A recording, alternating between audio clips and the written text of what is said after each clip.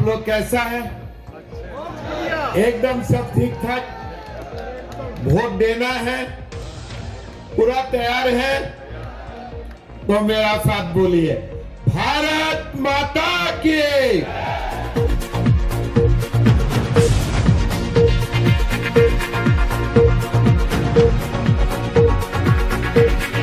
मोदी, बहुत बहुत धन्यवाद। सभा में विराजमान हमारे राजस्थान बीजेपी की सम्मानीय अध्यक्ष आप लोगों के जी, मिथुन लाल जी, देवेंद्र कुंवर जी, हमारे बीच में उपस्थित श्री गोपाल चौबे बासी जी, श्री, लेकिन जो भी बोलता हूं थोड़ा दिल से बोलने का कोशिश करता हूं, तो इसीलिए समझ जाते हैं लोग। लेकिन इस बार मैंने राजस्थान में जब आया, कम से कम उसको 8 बार आना पड़ा।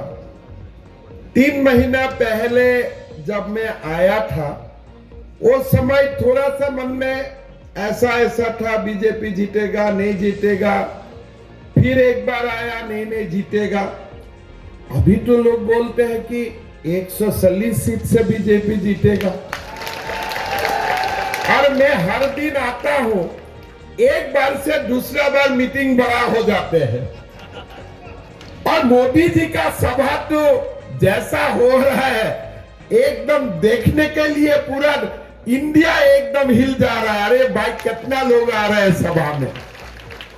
तो ये सब कारनामा जो भी है, लेकिन मैं दिल से मानता हूं कि जब से सीपी जोशी जी हमारा राजस्थान बीजेपी का अध्यक्ष बना, तब से हवा बदलने रहा। बदलना शुरू हुआ कि नहीं शुरू हुआ?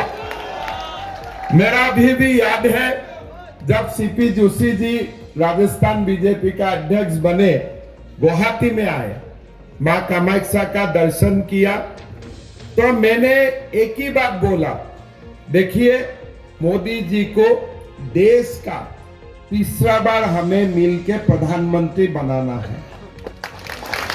और मोदी जी तब प्रधानमंत्री बनेगा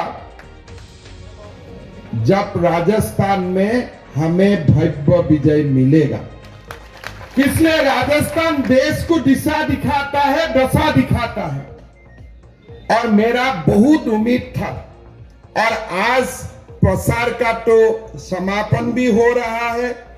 मैं दावा का साथ बोल सकता हूं कि हम 135 से शुरू करूंगा, ऊपर 145 150 तक हम लोग पहुंच जाएगा, इसमें अभी कोई संदेह नहीं है।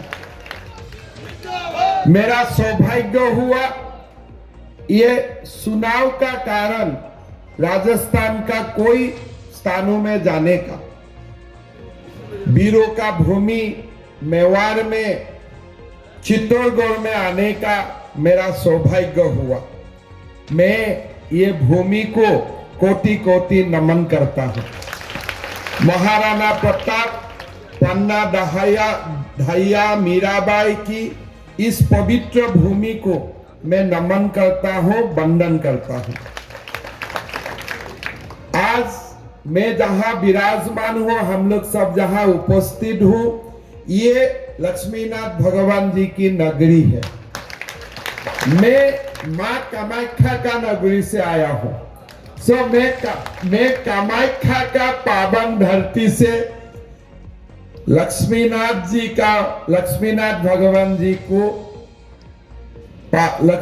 भगवान जी का पावन धरती में आके पूरा चित्तौड़गढ़ का बेटा बेटियों को मैं नमन करता हूँ, वंदन करता हूँ, अभिनंदन करता हूँ। लक्ष्मीनाथ भगवान की जय। अभी देश में जो चल रहा है वो रामलाला का चल रहा है। इस समय 22 जनवरी जाना है ना रामलाला का दर्शन के लिए। ये बात आप लोग बताइए, सारे विद्वान लोग, सारे आप लोग सम्मानीय लोग यहाँ बैठा हुआ है। एक बार दिल से सोचिए तो, ये जो राम मंदिर आज बन रहा है, क्या जवाहरलाल नेहरू ये बना नहीं सकता था?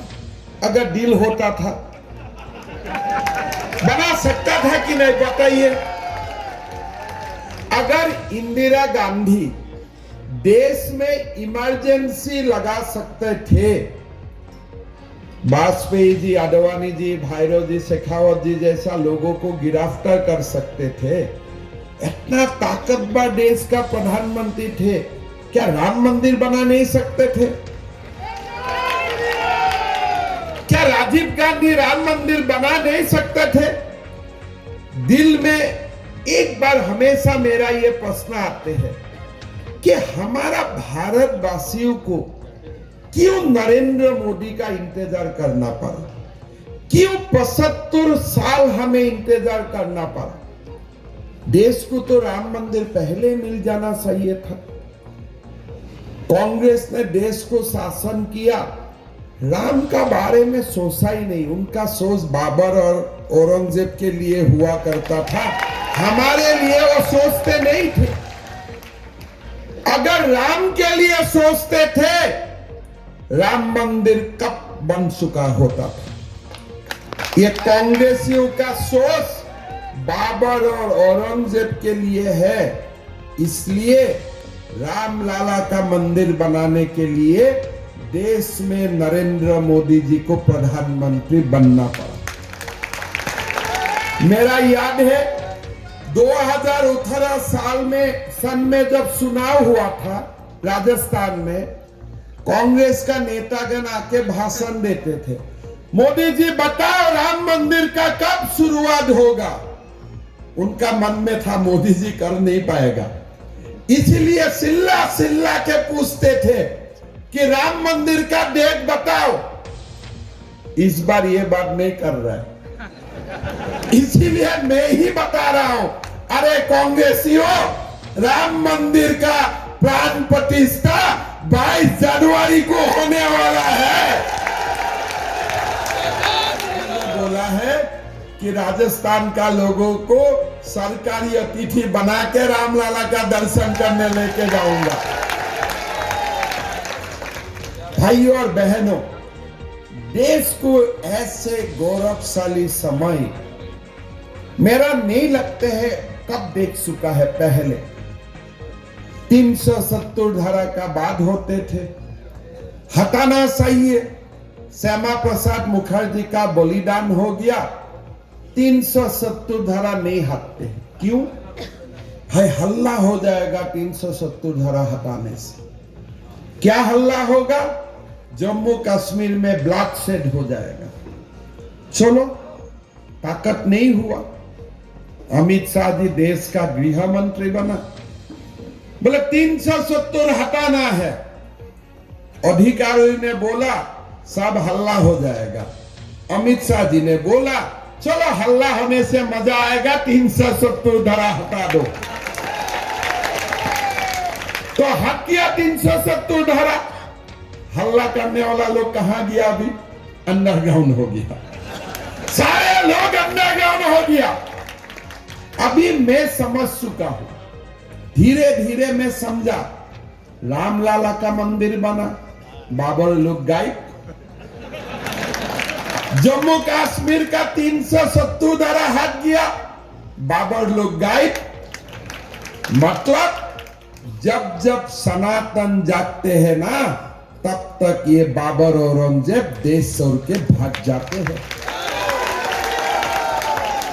अगर हमारा देश में कोने कोने में छत्रपति शिवाजी महाराज होते थे, राणा प्रताप होते थे, दुर्गादास राठौर होते थे, लासित बरफुकन होते थे, ये औरंगजेब भी कभी सुल्तान नहीं बनते थे। भारत नहीं बनते थे कभी।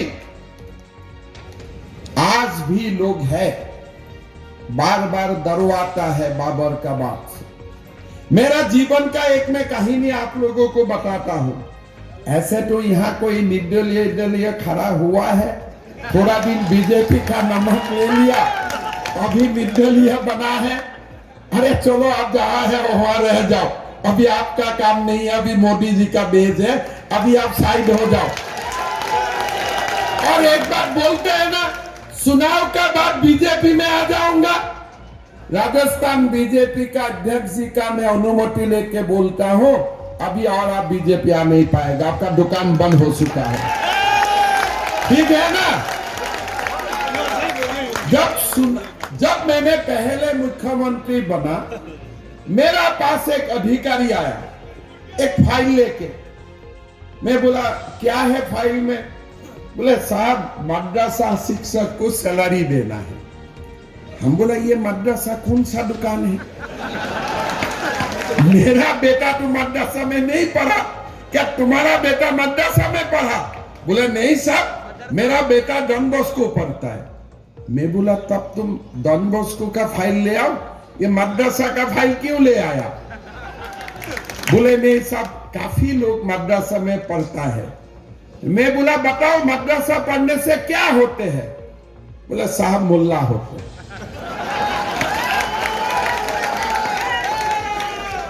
और बोले डॉन बॉस्को में पढ़ने से क्या होता है? डॉक्टर होता है। मैं बोला तुम ही अभी बताओ डॉक्टर सही है कि ये देश को मुल्ला सही है? वो चुपचाप रह गया। फिर बोला नहीं साहब फाइल को साइन कर दीजिए। मैं बोला क्यों? बोले नहीं साहब हल्ला हो जाएगा मद्रासा को अगर आप सैलरी नहीं देते हैं। मैं बोला हल्ला होगा क्या? कितना हल्ला होगा? बोला साहब बहुत हल्ला होगा। मैं बोला बहुत मजा आएगा। ये मुल्ला बनाने वाला दुकान आज ही बंद कर दो, बाकी देखा जाएगा जो आगे होगा होगा। तो हमने दुकान बंद कर दिया, हल्ला आज तक नहीं हुआ। एक दो बुलडोजर नहीं चला असम में। असम का बारे में थोड़ा पब्लिसिटी कम होता है। हमारा असम में कम से कम 50,000 घरों में बुलडोजर चला 3 साल में। 50,000, कोई एक दो नहीं, 50,000 घरों में बुलडोजर चला। मैंने हजारों एकड़ जमीन अतिक्रमण से मुक्त करवाया। पहला बार थोड़ा गुली उली चला, 4-5 लोग गुली में मर गया, उसका बाद ठंडा हो गया, चलो अभी कुछ नहीं है। तो अभी मैंने ये भी बोल दिया कि देखो 18 साल का नीचे कोई शादी उदी मत करना मेरा असम में। जब 18 साल होगा उसका बाद शादी करो, आगे मत शादी करना। बोले नहीं साहब हमारा तो 2-3 बेटा ही पैदा हो जाते हैं। मैंने रिकॉर्ड मांगा कि पहला बेटा बेटी कब होता है? 11 साल में। तब तो हमारा साथ कहां कंपटीशन होगा? हम बोला देखो ये कंपटीशन हमें मंजूर नहीं है, ये दुकान भी बंद कर दो। वो भी बंद हो गया। ये क्यों हो रहा है? किसने लोगों का मालूम है कि अभी सनातन देश में जाग उठा है। अभी अशोक गहलोत जी मेरा बारे में बोल रहा है कि असम का मुख्यमंत्री ज्यादा बोलते हैं। मैं बोला मैं जितना कर रहा हूं इतना बोलने से तो आप नर्वस हो जाएगा, इसलिए मैं कम बोल रहा हूं। अभी गहलोत जी का देश में हमें क्या सुना? सर्तन जुदा। आपने बताओ सर्तन जुदा शब्द कभी हमारा देश में ऐसा शब्द का व्यवहार होता था क्या? ये सर्तन जुदा ये तो भाषा हमारा नहीं है। ये भाषा कहां चलता है? बांग्ला, अफगानिस्तान, पाकिस्तान में। जब कन्हैयालाल जी का हत्याकांड हुआ, मैंने देखा फेसबुक में भी लाइव हो गया। अरे बाबा लोगों को मारते भी हो, सर्तन जुदा भी करते हो, फिर फेसबुक में भी लाइव देते हो, कैसे संभव है?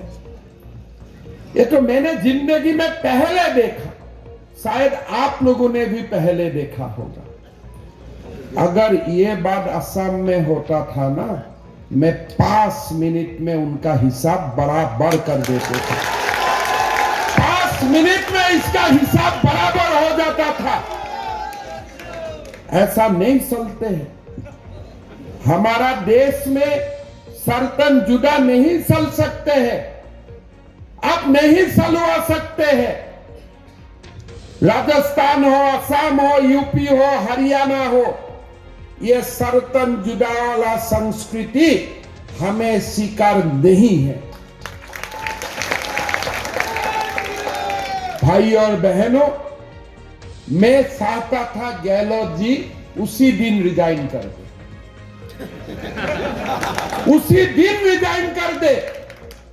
अगर मेरा देश का कोई बेटा बेटियों का हत्या होते हैं, हत्या इसे गोली मार के नहीं, पूरा सर तन जुदा, मतलब 2 पीस कर देते हैं, फिर लाइव टेलीकास्ट करते हैं, और गहलोत जी बोलते हैं कि मैं वो व्यक्ति को 4 घंटा में गिरफ्तार कर लिया। अरे सरकारी अतिथि बना दिया अभी आपने, सरकारी पैसा से वो खा रहा है, हम तो बराबर हिसाब ही कर देता। ऐसा लोगों का अपॉइंटमेंट सीधा जमराज का साथ हो जाना चाहिए। तब आप देखिए दूसरा बार सर्तन जुदा नहीं होगा। अभी कन्हैयालाल जी का बेटा हर दिन बोलते फांसी दो, फांसी दो। होगा फांसी, बीजेपी सरकार आएगा, लेकिन समय लगते हैं।